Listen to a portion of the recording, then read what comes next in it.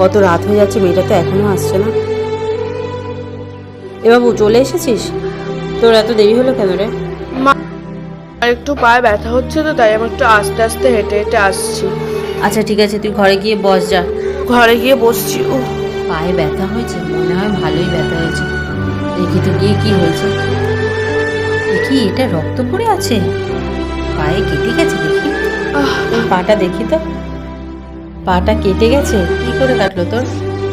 কিছু হয়নি, আমি ওই জুতোর মধ্যে সেফটি পিন লাগিয়ে পড়েছিলাম না, তার জন্য একটু কেটে গেছে। জুতো ছিঁড়ে গেছে? তুই তো সেটা আগে বলবি আমি আমাকে। তোমাকে বলতে গেছিলাম, কিন্তু আমার জুতোটা ছিঁড়ে গেছে, মাকে গিয়ে বলি। এই মাসে এই 500 টাকা বেঁচেছে। ব্যাগটা অনেক দিন ধরে ছিঁড়ে গেছে। এই মাসে একটা ব্যাগ কিনবো, কতদিন নতুন ব্যাগ কিনে। মা ব্যাগটাই কিনবো, আমি জুতো পরে কিনবো, বুঝতে পারছি না, তাই আমি জুতোর কথা বলিনি। ব্যাগটা তো পরে হলেও হয়। আর এই যে তোর আজকে কেটে গেল, কালকেই তোর জন্য জুতো কিনে আনবো। সত্যি?